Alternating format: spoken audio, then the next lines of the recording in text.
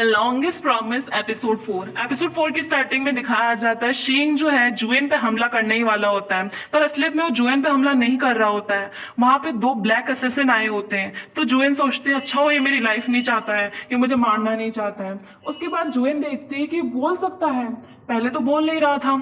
तभी यहाँ पे जुएन सोचती है कि बोल सकता था, पर इसने मेरी बात सारी सुन ली और ये दिखावा करा कि बोल नहीं सकता।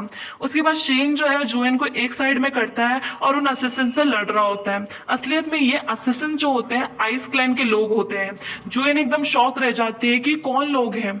उसके बाद वो देख रहे होते हैं कि शेन जो है उन लोगों का सामना ऐसे कर रहा होता है मानो उसके पास इतनी पावर हो। वो देखते हैं कि शेन खतरे में होता है, तो अपनी पावर का यूज करती है एक असिस्टेंट को मारने के लिए। पर अचानक से वो फायर जो है उस पर बैकफायर कर जाती है, उसकी ड्रेस जलने लग जाती है।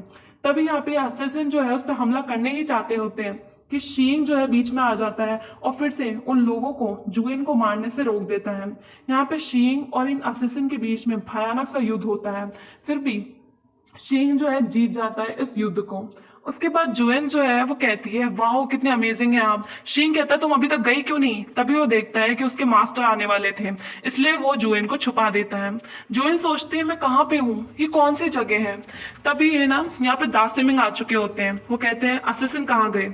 तो यहाँ पे शीन बताता है कि मैंने उन्हें एक एक करके मार दिया है। तब यहाँ पे है ना दासिमिंग पूछते तुम ठीक हो ना। उसके बाद चौमिंग कहता तब यहाँ पे शेंग जो है उसे रोक देता है, वो उसे बोलने ही नहीं देता कि यहाँ पे एक लड़की भी थी। तब यहाँ पे दासिमिंग अपने सारे स्टूडेंट्स को ऑर्डर करते हैं कि ढूंढो जाओ, हमें उन असेसिन्स को ढूंढना होगा। दूसरी तरफ जुएन जो होती है वो यहाँ पे शीन का एक इल्यूजन देखती है। तब यहाँ पे सोचती है कि शीन यहाँ पे कैसे आया।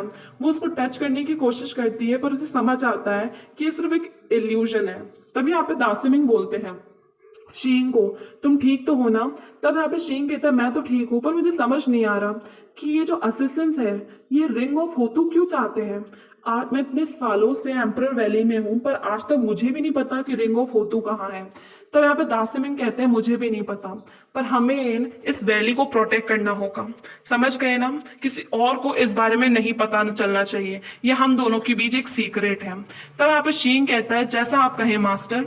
उसके बाद यहाँ पे अचानक से शीन अजीब सा बिहेव करने लगता है, तो उसके मास्टर कहते हैं हुआ क्या है। तो कहता है कुछ नहीं मास्टर, असलियत में जुएन जो है उसकी बॉडी को टच कर रही थी, इसलिए उसे टिकलिंग फील हो रहा होता है। तभी दासिमिंग फिर से पूछते हैं कुछ हुआ क्या। तब यहाँ पे शीन कहता है अगर मास्टर आप मेरे बारे में सस्पिशियस है तो आप मुझे इन्वेस्टिगेट कर सकते हैं। तभी उसके मास्टर कहते हैं कुछ नहीं। उसके बाद शीन जो है वो कहता है तुम कहाँ टच करने की मुझे कोशिश कर रही हो। तो जुएन कहती है मुझे लगा कि आप इल्यूजन है, पर आप मूव कैसे कर रहे हैं। तो कहता है कि मैं इल्यूजन नहीं हूँ।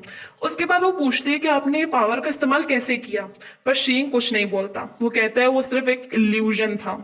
उसके बाद जुएन कहती है मैं आपको कुछ बताना चाहती हूँ, एक्सप्लेन करना चाहती हूँ। अगर मुझे पता होता कि आप वो इल्यूजन नहीं है तो मैं आप हिम्मत भी नहीं होती मेरे आप को टच करने की। तब यहाँ पे पूछती है कि आपको ये टेक्निक कैसे आती है, पर शीन कहता है मुझे आती हो नहीं आती हो, पर मैं जो है तो मैं जवाब नहीं दूंगा। उसके बाद अपनी पावर का यूज कर कर उसकी मेमोरीज को इरेज करना चाहता था। पर यहाँ पे जुएन कहती है ये क्या कर रहे हो। उसके बाद शीन जो है जुएन की मेमोरी को इरेज कर देता है और उसे कमरे में अपने छोड़ देता है और वहां से चले जाता है। उससे पहले उससे कहता है कि बहुत ज्यादा टफ है तुम्हारे लिए सब करना। उसके बाद जब वो जा रहा होता है तब यहाँ पे चोमिंग कहता है तुमने उस लड़की को क्यों नहीं मारा, क्योंकि दासिमिंग ने कहा था ना कि जो भी लड़की तुम्हारे 18 साल होने से पहले तुम्हें मिलेगी वही तुम्हारे डिजास्टर का कारण होगी। पर यहाँ पे चोमिंग कहता है बताओ ना क्यों नहीं मारा तुमने। पर शीन कहता है नहीं वो लड़की नहीं है, इसलिए मैंने उसको नहीं मारा है। वो जानता हूँ कि है ना मास्टर ने भविष्यवाणी की थी कि जब यिन और यंग मिलेंगे तो जो भी लड़की उस समय पैदा हुई होगी वो मेरे लिए डिजास्टर लाएगी। नेक्स्ट सीन दिखाया जाता है यहाँ पे अजोर किंग के पास वो असिस्टेंट आते हैं। वो असिस्टेंट कहते हैं कि तुमने हमें बताया क्यों नहीं कि उस वैली के अंदर एक बहुत ही बड़ा पावरफुल इंसान है जिसने हमें रिंग ऑफ होतू लेने से रोक दिया है। अजोर किंग कहता है वो तो मुझे भी नहीं पता था उसके बारे में। तब यहाँ पे असिस्टेंट कहते हैं मुझे लगता है कि तुम हमें धोखा देना चाहते हो। उसके बाद अज्योर किंग एकदम से उसे रोक देते हैं क्योंकि वहां पे कुछ लोग आए होते हैं पूछताछ करने, पर अज्योर किंग जो है इस असिस्टेंट को नहीं पकड़वाते बल्कि उसे बचाते हैं। तब यहाँ पे असिस्टेंट कहता है धन्यवाद मुझे बचाने के लिए। नेक्स्ट सीन दिखाया जाता है, जुएन अपने आप को अपने कमरे में देखती है और सोचती है कि उसे नींद कैसे आ गई। वो अपनी नौकरानी से पूछती है हुआ क्या। उसकी नौकरानी कहती है कि आपने मुझे ड्रग्स खिला दी, पता नहीं आप कहाँ गई थी। तभी वो सोचती है उसे तो एम्पर वैली में होना चाहिए ना। दूसरी तरफ यहाँ पे जो प्रिंसेस शूलू होती है उसे लग रहा होता है कि रिंग ऑफ होतू उसकी मदद कर सकती है, इसलिए वो सोचती है कि उसे एम्पर वैली जाना चाहिए। दूसरी तरफ चोंगमिंग जो होता है वो यहाँ पे पेविलियन ऑफ बुक्स में आता है जहाँ पे वो जुएन का अता पता मतलब कि वो पता कर रहा होता है कि वो कब पैदा हुई थी। तब उसे पता लगता है कि जुएन वो इंसान नहीं है जो हमारे शीइंग के लिए डिजास्टर लाएगी। तो कहता है कि मुझे पता था वो लड़की वो नहीं होगी। तब यहाँ पे चोमिंग कहता है कहीं मैं उस लड़की को पकड़ के लेके आऊं क्या, क्योंकि उस लड़की ने इतना कुछ किया है तुम्हारे लिए, तुम्हें हंसाया है। तब यहाँ पे शीइंग कहता है मेरा उस लड़की से कोई लेना देना नहीं है, मैं यहाँ पे प्रैक्टिस करने के लिए आया हूँ, इसलिए प्लीज मुझे सारे स्टफ्स में कोई ना इंटरेस्ट नहीं है, समझ गए ना। उसके बाद शीइंग जो है चोमिंग को बोल देता है कि प्लीज मुझे मेडिटेशन करने दो। तो चोमिंग कहता है ठीक है तुम्हें मेडिटेशन करने ही देता हूँ मैम। उसके बाद शीइंग जो है वो कहता है कि लगता है कोई वैली में आया है, जाओ देखो कहीं वो लड़की तो नहीं है। असलियत में जुएन नहीं बल्कि वो प्रिंसेस शूलू होती है। वो यहाँ पे आई होती है रिंग ऑफ होतू को ढूंढने के लिए, रिंग ऑफ होतू से ब्लेसिंग्स लेने के लिए। तभी वो देखती है कि एक बर्ड जो है उसके ऊपर हमला कर देती है, जिसकी वजह से प्रिंसेस शूलू जो होती है वो वहीं पे बेहोश हो जाती है। तभी वहां पे शींग आ जाता है। शींग देखता है कि इस लड़की के पास कोई बैज है जिसके ऊपर बाई लिखा होता है। तभी शींग कहता है रुक जाओ, ऐसा लगता है कि ये मेरी कजिन है। तब यहाँ पे शींग जो है कहता है कि मुझे इस लड़की से कुछ पूछना होगा कि मेरी मॉम कैसी है। उसके बाद वो शूलू को उठाता है और कहता है उसकी मॉम कैसी है पैलेस में। तो वो बताती है कि 5 साल हो गए हैं कि वो एम्प्रेस यानी रानी से नहीं मिली है, पर उनकी हालत बहुत ज्यादा बुरी है।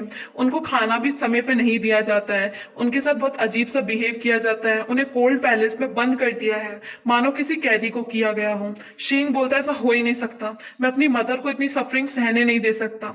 तब यहाँ पे चोमिंग उसे रोकने की कोशिश करता है, फिर भी वो रोक नहीं पाता। उसके बाद शींग अपने मास्टर दासिमिंग के पास आता है। तभी वो अपने मास्टर से पूछता है कि मेरी मॉम की हालत ऐसे कैसे हो गई। पर यहाँ पे दासिमिंग बताते हैं कि अब तुम्हारी मॉम इस दुनिया में भी नहीं है, मैं अभी पैलेस से आ रहा हूँ। तभी यहाँ पे शींग को शौक लगता है, वो कहता है आप मेरे साथ जोक कर रहे होंगे, ऐसा नहीं हो सकता। तब यहाँ पे दासिमिंग कहते हैं मेरी बात सुनो, तुम्हारी मॉम इस दुनिया में नहीं है क्योंकि तुम्हारी मॉम ने आत्महत्या कर ली है, आई मीन सुसाइड, क्योंकि वो ये सफरिंग जो है सह नहीं पाई है। तब यहाँ पे शीन को एक लेटर मिलता है जो कि दासिमिंग ने दिया होता है। उसकी मॉम ने ये लिखा होता है। उसकी मॉम बहुत ज्यादा खुश थी कि उसने एक वाटर क्लिनजिंग वाली स्पेल का यूज करके उसकी मदद करने की कोशिश करी। उसकी मॉम ये कहती है कि मुझे बहुत ज्यादा विश्वास था कि तुम बहुत ज्यादा पावरफुल बनोगे, पर मैं तुम्हें इन सब चीजों में नहीं घसीट सकती। मैं जानती हूँ कि मैं इतनी कमजोर हो चुकी हूँ कि मैं तुम्हारा साथ नहीं दे पाऊंगी, इसलिए बेटा तुम्हें पावरफुल बनना होगा जिससे तुम मेरी ही नहीं सबकी रक्षा कर पाओ। तब यहाँ पे हमारा जो शींग होता है वो इतनी ज्यादा नफरत में डूब चुका होता है कि वो अपनी पावर का ऐसा इस्तेमाल करता है कि मानो कि हेवन, पूरा हेवन जो है हिल के एकदम से है ना शॉक में आ जावे। पर यहाँ पे दासिमिंग जो है वो शींग को कहता है कि रुक जाओ। नेक्स्ट सीन दिखाया जाता है, यहाँ पे सभी लोग जो होते हैं वो यहाँ पे प्रिंसेस शूलू के बारे में सोच रहे होते हैं। प्रिंसेस शूलू के पिता कहते हैं कि तुम्हें पता है कि क्या हुआ है। यहाँ पे एक लेटर आया होता है जिसमें ये लिखा होता है कि तुम्हारी जो आंट है बायन, जो कि यहाँ रानी थी इस एम्परर की, पूरे किंगडम की, वो मर चुकी है। तब यहाँ पे ना शूलू कहती है मैंने उनके साथ इतना ज्यादा टाइम स्पेंड किया है, वो ऐसा कैसे हो सकता है। उसके बाद उसके पिता कहते हैं कि मुझे लगता है कि तुम ही हो क्राउन प्रिंसेस बनने के लायक, इसलिए मैं चाहता हूँ कि तुम और ज्यादा मेहनत करो जिससे कि तुम क्राउन प्रिंसेस बन सको। तो यहाँ पे प्रिंसेस शूलू अपने पिता को कहती है अब चिंता मत करिए, मैं ही बनूंगी। उसके बाद नेक्स्ट सीन दिखाया जाता है, यहाँ पे शींग जो है अपनी मॉम के लिए मेमोरियल का टैबलेट बनाता है, कुछ फ्रूट्स रखता है और अपनी मॉम से माफी मांग रहा होता है कि मैं आपकी रक्षा नहीं कर पाया, क्या फायदा मेरे इतने पावरफुल होने का जब मैं अपनी मॉम को ही एक अच्छी लाइफ नहीं दे पाया। तब यहाँ पे शीन को बहुत ज्यादा गुस्सा आ रहा होता है अपने आप को और कह रहा होता है ये सब मेरी गलती है। उसके बाद एक सीन दिखाया जाता है जहाँ पे बहुत सारे मास्टर को बुलाया जाता है, एक मीटिंग होती है और सभी लोगों को कहा जाता है आपको क्या लगता है कि जो बाइन जो रानी थी उनको सही किया गया कॉर्नर में दफनाकर? तो सभी लोग हाँ कहते हैं। वो कहते हैं वो डिजर्व करती थी, वो रानी बनने के भी लायक नहीं थी। शीन को बहुत ज्यादा गुस्सा आ रहा होता है कि उसकी मॉम के बारे में सब लोग कैसी बातें कर रहे हैं, पर वो अपना गुस्सा दिखा नहीं पाता और यही हमारा जो एपिसोड है खत्म हो जाता है। Thank you very much.